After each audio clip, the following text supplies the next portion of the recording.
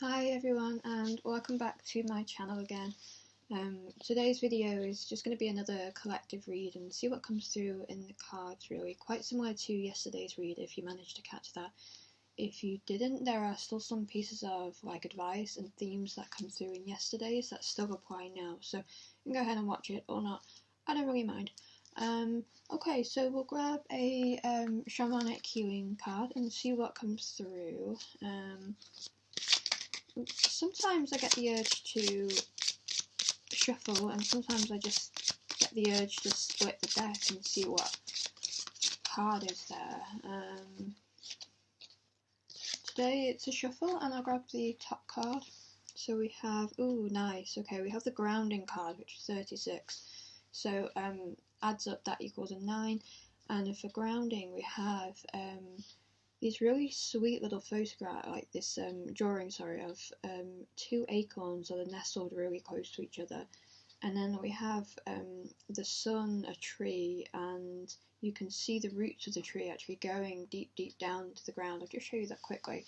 I'm not sure how obvious that is there, but there's a tree in the corner and its roots coming down, and then we've got the sun up here. So some of you are really being called to ground, okay, and we can do this by going outside, and I talked about this, funnily enough, in yesterday's video, about how we can ground, and it's not just about going outside sort of barefoot and being like, okay, I'm grounded now, let's come back inside. Like at the very least you can do that and that's fine, but what we really want to be doing is going outside, really feeling the energies that are coming up through the earth and really integrating them into our full body holistic chakra system, okay? So it's not just a case of a very surface level grounding, it's grounding from within, using what's external to us, using the ground of the earth, using the dirt or the grass or anything that's very, very natural, and feeling those energies actually come up to the body and really feeling them move up all the chakras, including, and when you get to the crown chakra, you can sort of get there moving all these grounding energies up, and then actually imagine a very, very bright white light coming from the top of your crown chakra here all the way up into, all the way up to source, all the way up to energy, all the way up into whatever it is that you get your kind of whatever's personal for you, really. So I would recommend kind of thinking about your own God, your own source, your own energy source, like I'm saying, really, when you're imagining your upper chakras connecting with that source. Really integrate the two and really connect the two, okay? So definitely grounding.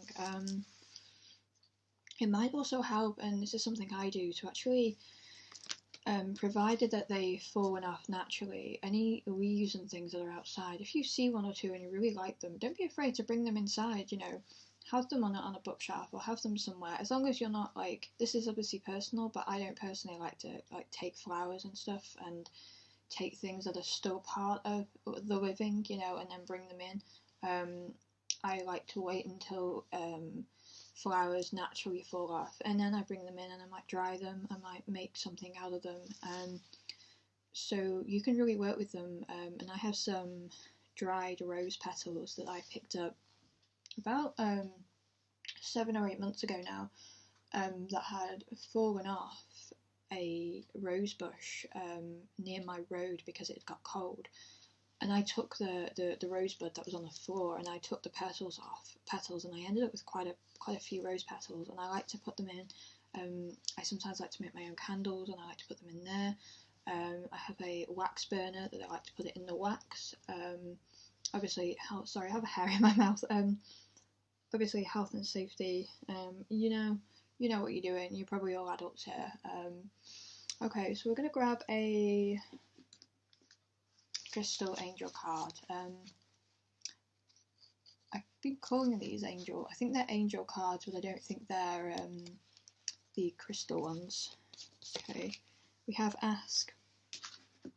We have ask us to help you in this situation, and we will immediately go to work on your behalf. We're governed by so many universal laws, and among them is free will that allows you to make your own choices and decisions, so we patiently await your request. Okay, I'm picking up quite strongly here that somebody is wanting to connect with a slightly more grounding force, you know, still in those higher realms, but a more grounding force.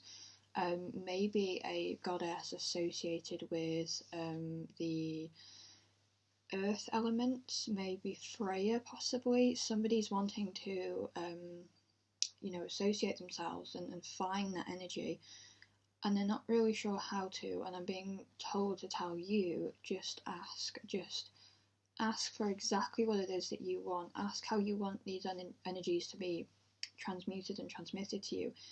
Hold a space for which this can actually happen and in which you can receive the answer too, okay? So there is something in particular that you are working on, and this doesn't feel very physical. This feels like it's in the spiritual realms here. We're not talking about a physical manifestation in this case. So because what they're saying is that you have free will that allows you to make your own choices and decisions. So they can't do it for you. You have to ask if you want them to intervene, so to speak. So they're patiently awaiting your quest to ask.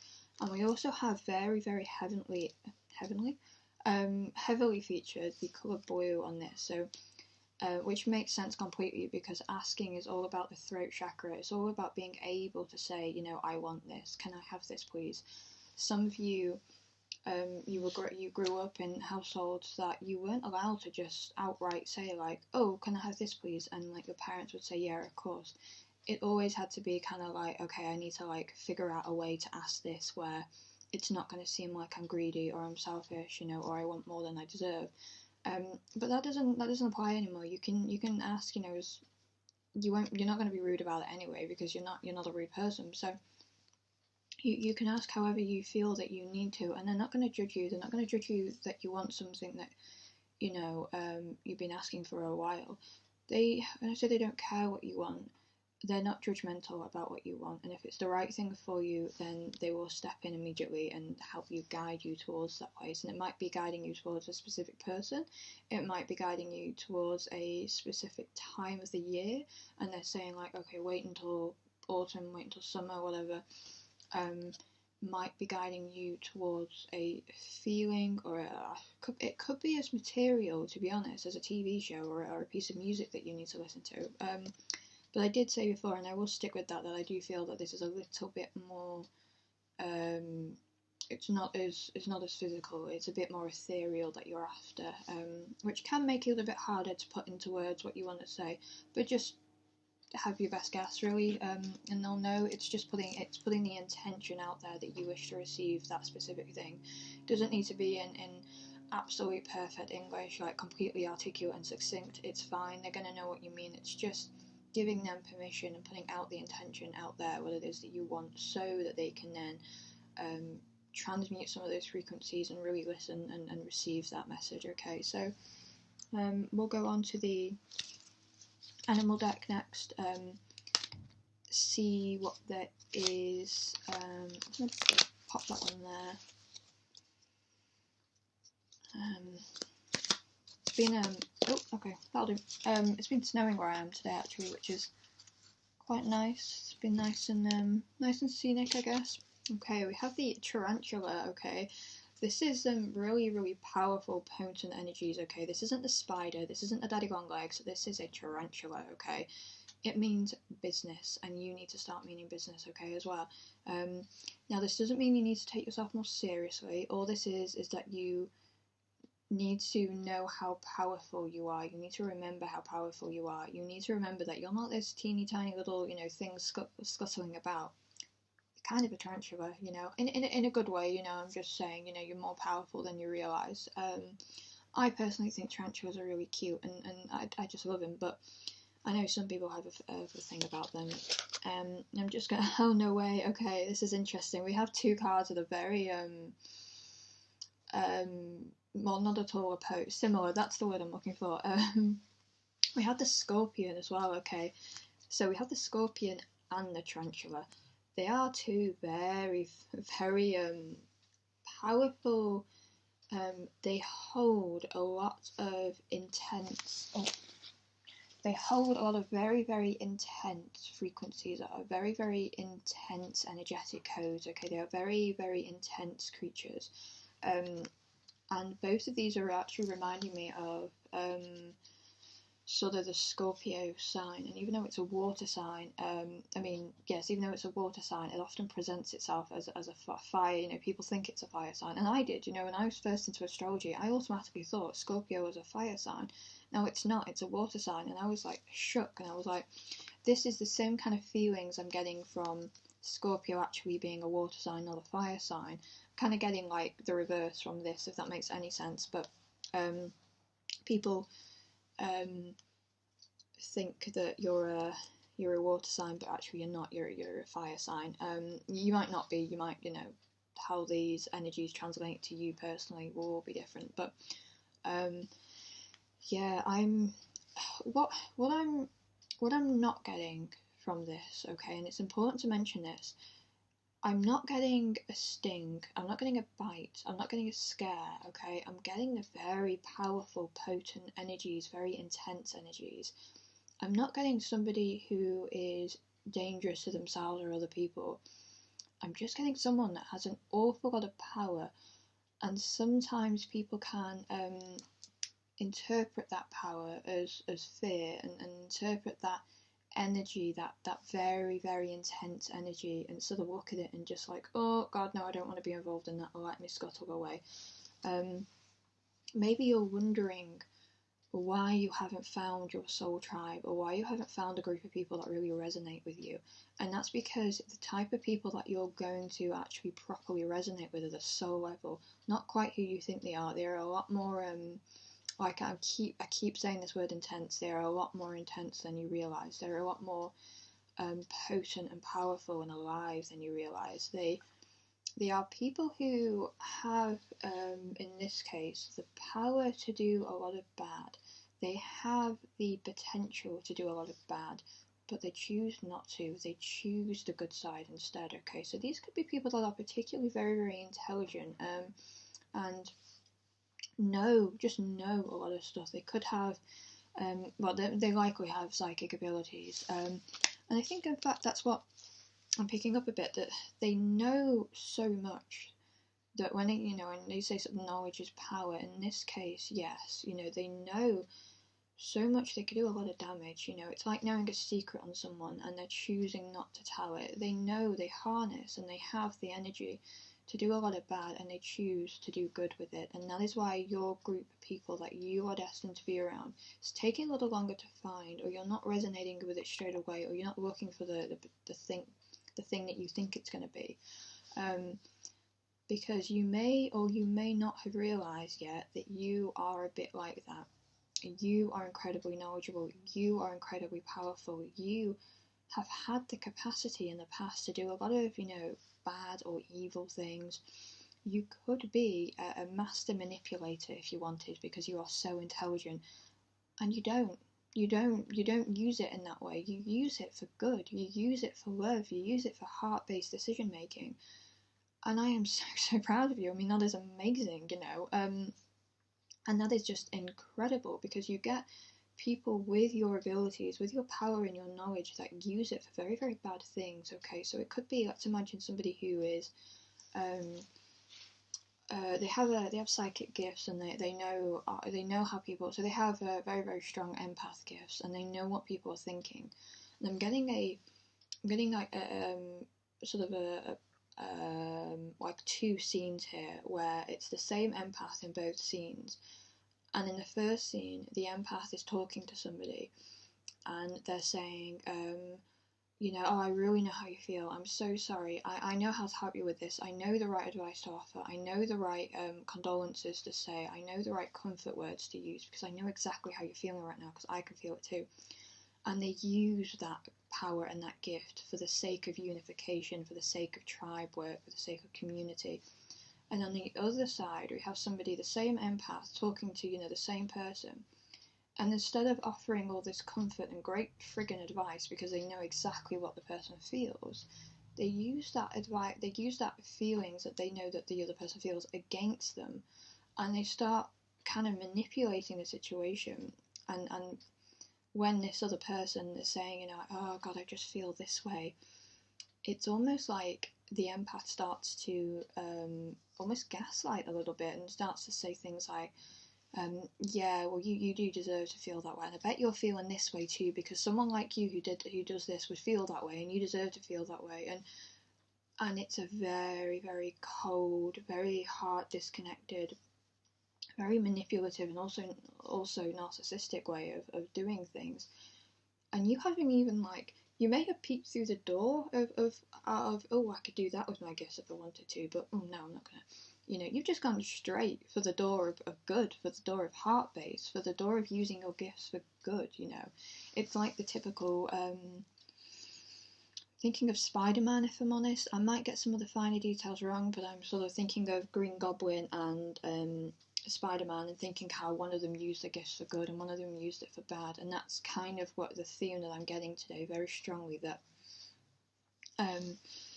you have the potential to do a lot of bad, and you don't do it. And you need to give yourself more credit for that, because that was an option for you. You could have gone down that path. That was a timeline you could have chosen, and you didn't. You chose to be, you know, I mean, I'm using these terms like good and bad kind of because they're the only terms that I can really think of to describe this situation, but I think you know what I'm saying. Okay, I'm going to grab one of these now. Okay, fun. Okay. Oh, this is perfect. Okay, I think it's Shugulite, the crystal at hand, and it says, which is so perfect, own your divine power. Replace codependent people-pleasing with assertiveness and empowerment. Replace codependent people-pleasing with assertive and empowerment. Okay, this makes complete sense, because what I'm talking about, like just then, about you could have used your gifts for bad and you're not using them for good. You've almost, I don't want to say you've gone too far on the good side, but I think it may have happened once or twice that you have been taken advantage of because of your kind ways, because of your empathy, because people know that you understand them. They've kind of sucked the life out of you, trying to get somebody, you know, to just be on their side, essentially, because I'm really picking up here, you know, you're the type of person that doesn't really see things as black and white. You just see everything as a rainbow. Okay, there are no sides, there are just perspectives. You know, there are just lives with different outlooks. There aren't, you know, you versus me, us versus them. There's just us. Okay, and you are definitely that person. So and I think sometimes you can fall into the trap of thinking that everybody else thinks the same way as you do. It doesn't happen too often, but when it does, it damn hurts, because you give everything to a certain person and then they give nothing back to you, and you wonder what you've done wrong, and you haven't done a single thing wrong. It's just that other person is not willing to give back the energy and investment that you put in the relationship. So that's just when you need to, you know, have a sit down and think with yourself, you know, where is my energy worth going? Am I just people pleasing? And I'm not picking up necessarily that you're the one being codependent. I feel like you're the one attracting codependent people, and they come into your life and you don't know how to ask them to leave. You know, you give them all this great advice. You let them know that they're being seen and they're being heard and they're being loved, and you know, you hold them in your energy field. You create all this beautiful, wonderful space for them. And then they just want more. They just want more and more and more and more. And suddenly your absolute divine, gorgeous power is being used, taken advantage of. And you kind of become a bit of a magnet for energy vampires without realising it. And I have utmost, you know, sympathy for this. This happens, it does, to people who are kind-natured, because there are people in the world that don't know when to walk away from somebody when they're giving, you know, things to them. So